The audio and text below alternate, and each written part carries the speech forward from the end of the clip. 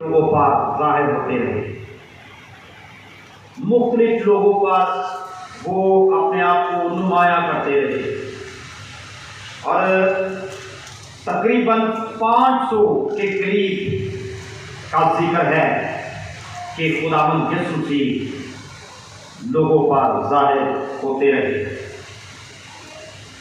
ہم دیکھتے ہیں کہ 40ویں روز خداوند یسوع مسیح زندہ آسمان پر اٹھائے گئے۔ یہ پیچھے اگر آپ دیکھیں تو لفظ کیا لکھا ہے، ذرا پڑھیں پیچھے کیا لکھا ہے، عید صعود المسیح۔ صعود لفظ جو ہے، اگر ہم اس لفظ پر غور کریں تو انگریزی میں اس کے لیے اسینشن ڈے لفظ ہے، اور صعود لفظ جو ہے اس کا مطلب ہے اٹھایا جانا، آسمان پر اٹھایا جانا۔ اور پرانے عہد نامہ میں، نئے عہد نامہ میں آپ متی سے لے کر مکاشفہ تک دیکھیں تو صعود لفظ کہیں بھی آپ کو نظر نہیں آئے گا، لیکن پرانے عہد نامہ میں ہمیں 2 بار یہ لفظ نظر آتا ہے۔ یہ مزامیر کی کتاب میں لکھا ہوا ہمیں نظر آتا ہے، 47ویں زبور میں اور 68ویں زبور میں۔ 47ویں زبور کو جب ہم دیکھتے ہیں تو 47ویں زبور میں اس کی 5ویں آیت میں رقم ہے، خدا نے بلند آواز کے ساتھ، خداوند نے نرسنگے کی آواز کے ساتھ صعود فرمایا۔ یہاں پر صعود لفظ کا جو مطلب ہے وہ ہے تخت پر جلوہ افروز ہونا، اور کہا جاتا ہے کہ یہ ہیکل میں اس وقت استعمال ہوتا تھا جب خدا کے بادشاہ ہونے کا اعلان ہوتا اور لوگ خوشی مناتے، اور کاہن، صدر کاہن اس بات کا اعلان کرتا۔ ابھی ہم نے زبور نمبر 99 خدا کی تعریف کے لیے گایا، یہوہ راج کرتا ہے، ان لوگ مناون ڈر، کروبیم تے بیٹھا ہے، کمبے زمین کھاتا ہے۔ یعنی کہ خدا اپنے تخت پر بیٹھا ہے، اور خداوند یسوع مسیح زندہ آسمان پر اٹھائے گئے، اور خدا باپ کی دائیں طرف بیٹھے ہیں۔ اور یہ ہمیں دوسری بار یہ لفظ جو ہے یہ 68ویں زبور میں ملتا ہے۔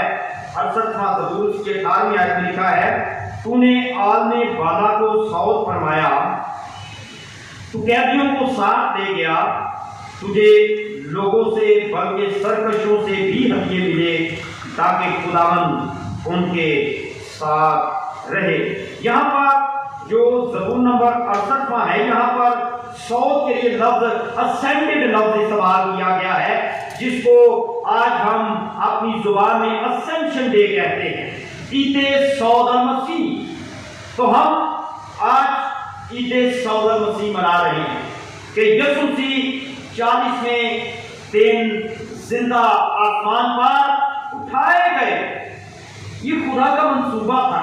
خدا ترتیب کا خدا ہے، خدا ہر کام کو بڑی ترتیب کے ساتھ کرتا ہے، اور خدا نے اگر اپنے بیٹے کے لیے اس دنیا کی پرانے عہد نامہ میں کہ وہ پیدا ہوگا تو معینہ وقت پر، جو خدا کا معینہ وقت تھا، اس وقت میں خدا نے اپنے بیٹے کو مقدسہ مریم کے باطن سے پیدا کیا۔ خدا نے یسوع مسیح کا جو وقت صلیب پر تھا، اس کے دکھ اٹھانے کا، اس معینہ وقت میں اس نے دکھ اٹھائے اور صلیب پر اپنی جان دی۔ اس کے جی اٹھنے کا جو وقت تھا، جس کے بارے میں خداوند یسوع مسیح نے خود شاگردوں کو کہا کہ ابن آدم 30 دن مردوں میں سے جی اٹھے گا، اور اس کے کہنے کے مطابق وہ 30 دن مردوں میں سے جی اٹھا۔ یہ اس کے کہنے کے مطابق تھا۔ اور پھر ہم دیکھتے ہیں کہ خداوند یسوع مسیح کا زندہ آسمان پر اٹھایا جانا، یہ پرانے عہد نامہ میں ہم نے ابھی 2 حوالے، 47واں زبور اس کی 5ویں آیت، 68واں زبور اس کی 18ویں آیت میں دیکھا کہ یسوع مسیح کے لیے پیشن گوئی کی گئی، اور خداوند یسوع مسیح نے خود بھی کہا تھا کہ تم ابن آدم کو خدا باپ کی دائیں طرف بیٹھے دیکھو۔ خداوند یسوع مسیح کے بارے میں جو کچھ بھی کہا گیا وہ ہر بات پوری ہوئی۔ ہم دیکھتے ہیں کہ 68ویں زبور کے بارے میں جو کہ پالوس رسول اس کی تشریح کرتا ہے۔ 68واں زبور جو ابھی ہم نے تلاوت کیا، پالوس رسول اپنے خط میں جو کہ افسس کی کلیسیا کو اس نے خط لکھا، اس کے 30 باب کی جب ہم 7ویں آیت کو پڑھتے ہیں تو یہاں پر لکھا ہے، اور ہم میں سے ہر ایک پر مسیح کی بخشش کے اندازہ کے موافق فضل ہوا ہے۔ اسی بات سے وہ فرماتا ہے، جب وہ عالم بالا پر چڑھا تو قیدیوں کو ساتھ لے گیا اور آدمیوں کو انعام دیے۔ اس کے چڑھنے سے اور کیا پایا جاتا ہے سوائے اس کے کہ وہ زمین کے نیچے کے علاقے میں اترا بھی تھا، اور یہ اترنے والا وہی ہے جو سب آسمانوں سے بھی اوپر چڑھ گیا تاکہ سب چیزوں کو معمور کرے۔ معمور لفظ بڑا غور طلب ہے۔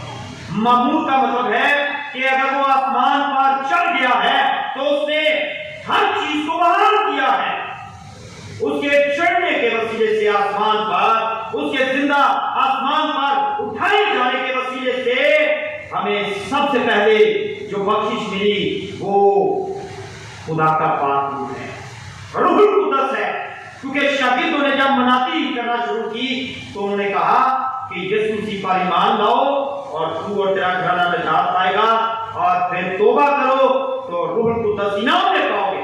اس کے آسمان پر اٹھائے جانے کے وسیلے سے سب سے پہلے جو ہمیں انعام ملا وہ روح القدس ہے، کیونکہ خداوند یسوع مسیح نے خود کہا تھا کہ میں باپ سے درخواست کروں گا تو وہ تمہیں دوسرا مددگار یعنی کہ سچائی کا روح تمہیں دے گا، جو ہر وقت تمہارے ساتھ اور تمہارے اندر ہوگا۔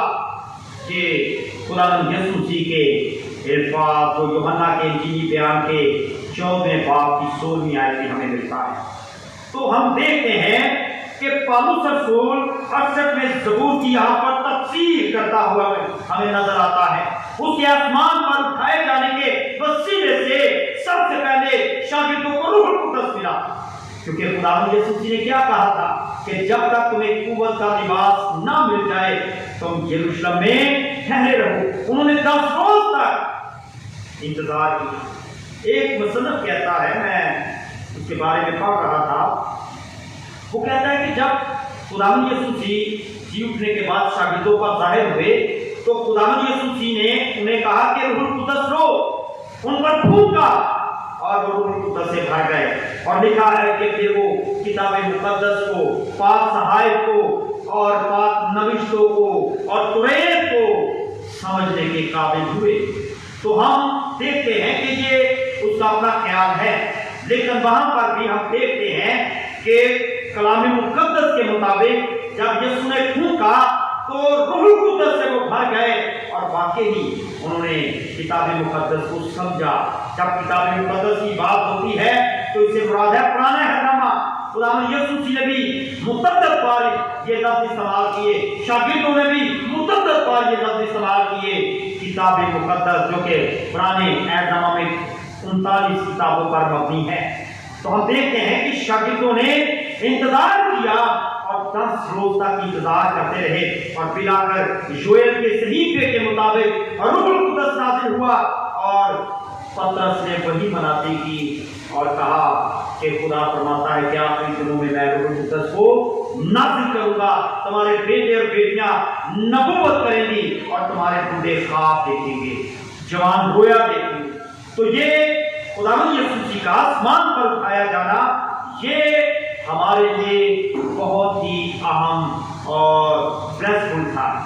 سب سے پہلے روح القدس نازل ہوا، پھر کلیسیا کا وجود بنا، کلیسیا قائم ہوئی، کلیسیا کا وجود قائم کیا گیا، اور یہ کلیسیا کا وجود جو ہے وہ چھوٹی سی جماعت سے شروع ہوا، تقریباً 130 لوگوں سے، اور 3000 لوگ شامل ہوئے، بڑھتے بڑھتے پوری دنیا میں خداوند یسوع کا پرچار ہوا، اور پوری دنیا میں مناتی ہوئی پرچار ہوا، لوگوں نے یسوع کو قبول کیا اور ہمیشہ کی زندگی پائی۔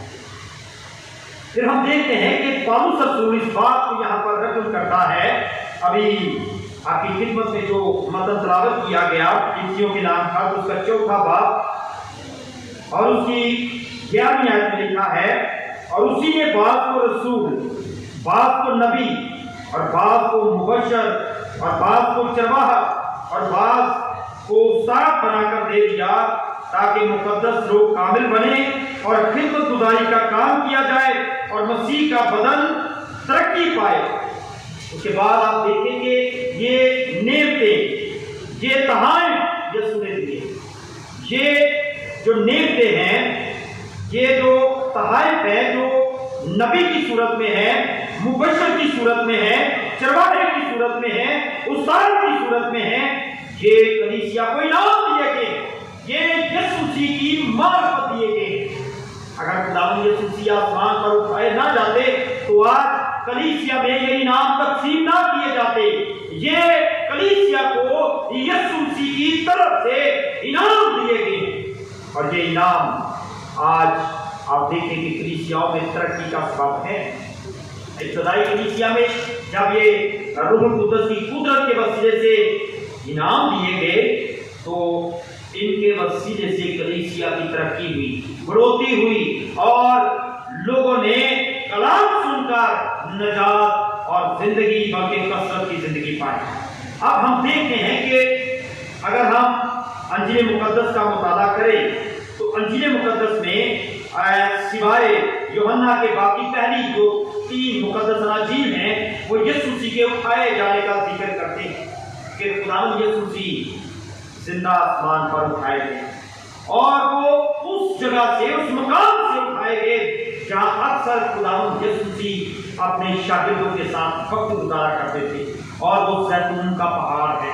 और याद रखें कि यही जैतून का पहाड़ जहां से खुदावंद यीशु मसीह जब यरूशलेम को दाखिल होने को थे, तो इसी पहाड़ से नीचे उतरे, और वो गधे पर बैठकर वो उस गोल्डन गेट से, जिसे मर्सी गेट कहा जाता है, जिसे सुनहरा गेट भी कहा जाता है, उसी दरवाजे से दाखिल होकर वो यरूशलेम में दाखिल हुए।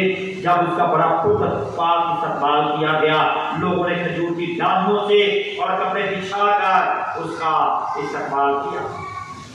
तो खुदावंद यीशु मसीह जैतून के पहाड़ पर शागिर्द ये समझ रहे थे कि रूटीन में जिस तरह खुदावंद यीशु मसीह उनको लेकर वहां पर बैठा करते थे, बातें किया करते थे, इसी तरह रूटीन में वो उनको वहां पर ले गया, और बातें करते हुए देखते खुदावंद यीशु मसीह आसमान पर उठाए गए। उठाए जाने से पहले अभी आपकी खिदमत में आइए ने जो हवाला आपकी खिदमत में तलावत किया, यहाँ पर शागिर्दों के अंदर बहुत सारे सवाल थे, लेकिन खुदावंद यीशु मसीह ने कुछ के जवाब दिए और कुछ के नहीं दिए। और खास तौर पर खुदावंद यीशु मसीह ने कहा, लेकिन जब रूहुल कुद्दस तुम पर नाज़िल होगा तो तुम कुव्वत पाओगे, और यरूशलेम और तमाम यहूदिया और सामरिया में, बल्कि जमीन की तह तक मेरे गवाह होंगे। ये कहकर वो उनके देखते देखते उठा लिया गया, और बदली ने उसे उनकी नजरों से छिपा लिया। खुदावंद यीशु मसीह बड़े जलाल के साथ, बड़ी कुदरत के साथ आसमान पर उठाए। इससे पहले भी अगर हम देखें तो पुराने अहदनामा में 2 शख्सियात उठाई, उनमें कोई बता सकता है पहली शख्सियत कौन सी थी?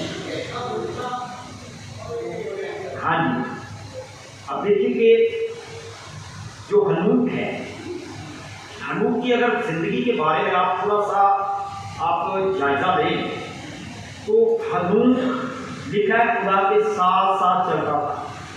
हनूक रातभर था, हनूक खुदा के हुक्मों पर अमल करता था, हनूक खुदा की आवाज को सुनता था, और लिखा है कि खुदावंद को पसंद आया तो उसने उसे उठा लिया। और इब्रानियों का मुसन्नफ कहता है कि वो गायब हो गया, लेकिन वहां पर खुदाइश की किताब में लिखा है कि खुदा ने उसे जिंदा आसमान पर उठा लिया। क्यों उठाया? क्योंकि वो खुदा के साथ चलता था। क्यों उठाया? क्योंकि वो खुदा के हुक्मों पर अमल करता था। क्यों उठाया? क्योंकि वो खुदा की आवाज सुनता था और खुदा की राह पर चलता था। खुदा تو جب ہماری راہیں پسند آتی ہیں تو ہمارے دشمنوں کو بھی ہمارے دوست بنا دیتا ہے.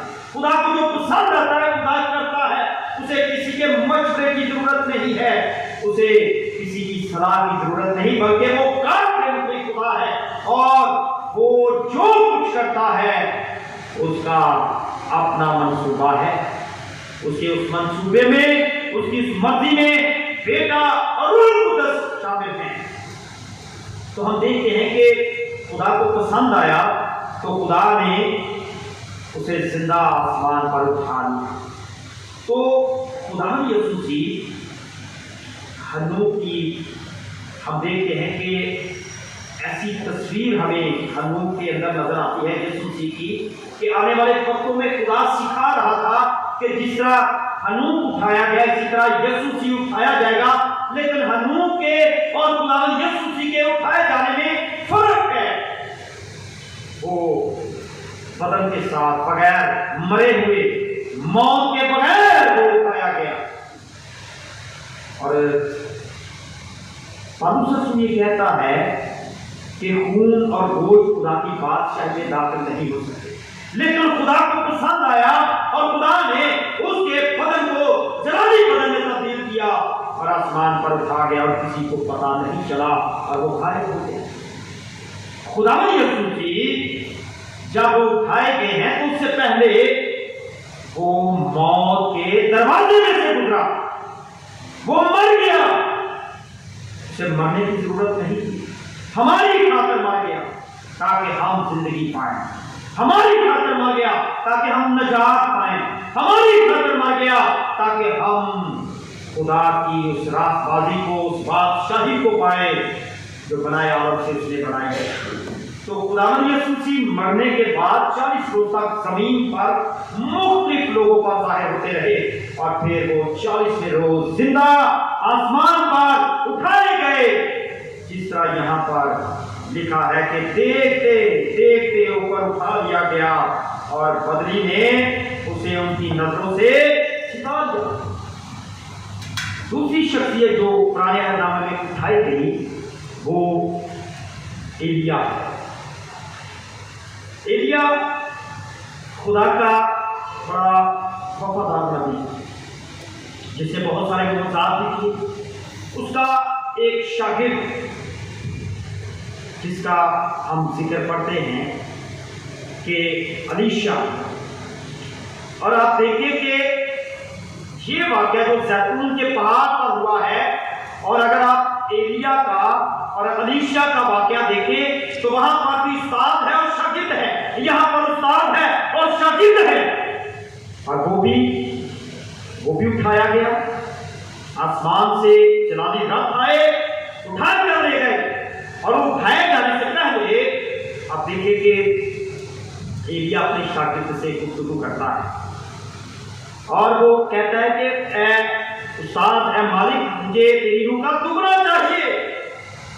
اور ویسے ہی باتیں کرتے ہوئے وہ بھی اٹھایا گیا ایلیا, اور الیشا جو اس کا شاگرد تھا وہ نیچے رہ گیا.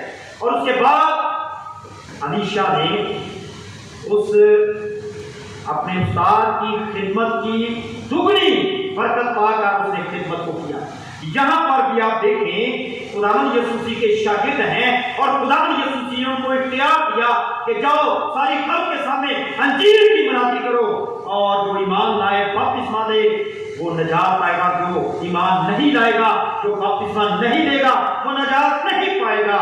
یہ شاگردوں کو کہا گیا اور اعمال کی کتاب کے مطابق خداوند یسوع مسیح نے ان سے کہا کہ جب تک تمہیں قوت کا لباس نہ مل جائے یروشلم میں ٹھہرے رہو.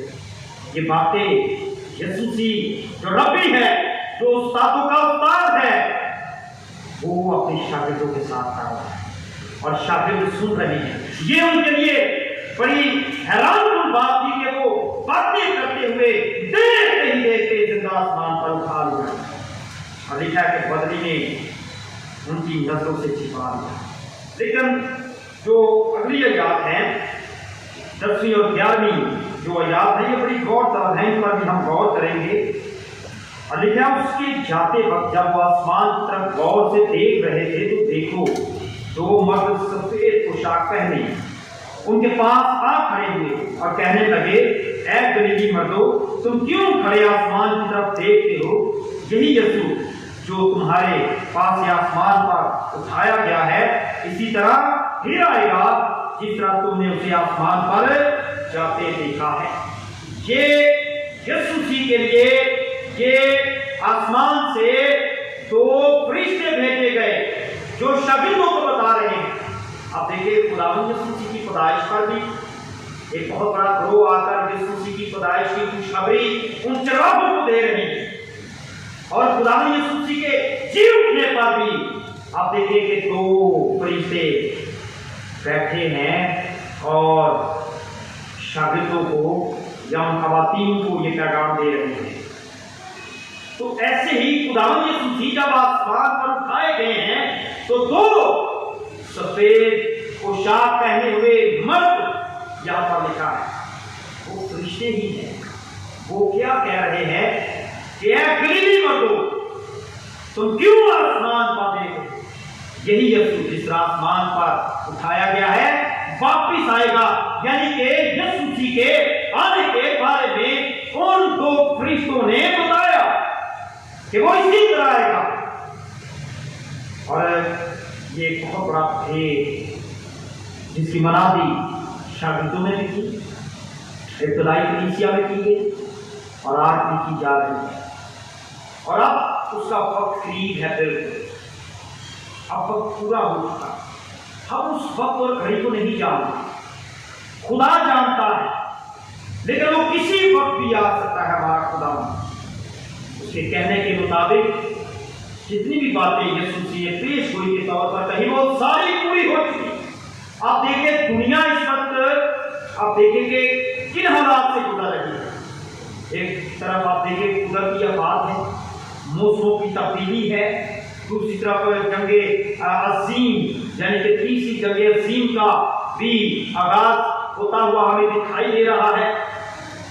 پھر ہم دیکھیں اپنے کاموں کو دیکھیں، اپنے مزاج پر غور کریں کہ ہماری محبت یسوع کے ساتھ ٹھنڈی پڑتی جا رہی ہے، دن کو دن ختم ہوتی جا رہی ہے۔ ہم بغاوت اور سرکشی پر اتر آئے ہیں، اور یہ بڑی خطرناک حالت ہے کہ جب ہم اس کی آواز کو سن کر بھی نہیں سنتے، اس کی طرف متوجہ نہیں ہوتے، اس کی طرف کان نہیں لگاتے، اپنے دل کو اس کی طرف مائل نہیں کرتے، یہ بڑی خطرناک حالت ہے۔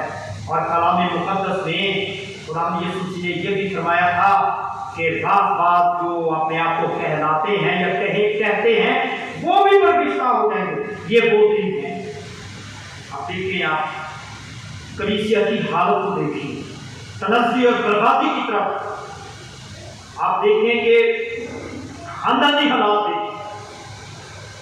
ان حالات میں ہم دیکھیں کہ ہم یسوع مسیح کو کیسے ویلکم کریں گے۔ ہمیں تیار اپنے آپ کو کرنا پڑے گا۔ کیسے تیار ہو، کیسے روحانی طور پر اپنے آپ کو خوبصورت بنائے۔ ایک دلہن جب اپنے دولہے کے لیے سنگار کرتی ہے تو وہ خوبصورت جوڑا پہنتی ہے، وہ خوبصورت سنگار کرتی ہے، اپنے آپ کو دولہے کے لیے تیار کرتی ہے۔ ہمارا دولہا یسوع ہے، وہ جلد آنے والا ہے اور جلالی قدرت کے ساتھ آنے والا ہے۔ ہم اپنے آپ کو کس طرح خوبصورت بنا رہے ہیں؟ ہم اس کی دلہن ہیں، ہمیں کس طرح خوبصورت بننا ہے اپنے دولہے کے لیے، سوچنے کی بات ہے، تمام فکریہ ہے۔ ہمیں اپنے آپ کو خدا کے حضور گھٹنوں کے بل جھکا دینا چاہیے، ہمیں اپنے گناہوں پر آنسو بہانے چاہیے۔ ہماری بگڑی حالت، ہمارے اندر کی جو حالت ہے وہ اتنی بگڑی ہوئی ہے کہ ہمیں یسوع نظر نہیں آ رہا، ہمیں اس کے کلام کی باتیں سننے میں نہیں آ رہی۔ ہم سنتے ہیں اور سن کر سن ہو چکے ہیں۔ بڑی خطرناک حالت ہے۔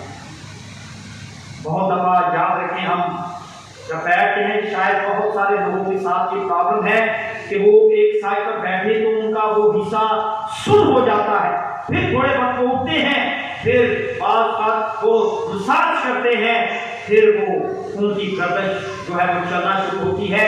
ایسے ہی ہم بیٹھتے ہیں اور ہم روحانی طور پر سن ہو چکے ہیں اور ہماری روحانی حالت بگڑ چکی ہے۔ ہم یسوع مسیح کو ویلکم کرنا چاہتے ہیں لیکن ہم اس لائق نہیں ہیں۔ کیسے لائق بنائے؟ وہ تو ان لوگوں کو لینے کے لیے آ رہا ہے جو اپنے آپ کو جلال والی کلیسیا کا حصہ بنا چکے ہیں، جو ان 5 عقل مند گواہیوں کی مانند ہیں جنہوں نے اپنے آپ کو دولہے کے لیے تیار کر لیا ہے۔ ہم 5 عقل مند گواہیوں کی مانند نہ بنے جو کہ بیوقوف ہیں، ہم ان گواہیوں کی مانند بنے جو عقل مند ہیں۔ یہ وقت جس دور سے جس وقت سے ہم گزر رہے ہیں، اب ہمیں عقل خداوند سے مانگنے کی ضرورت ہے۔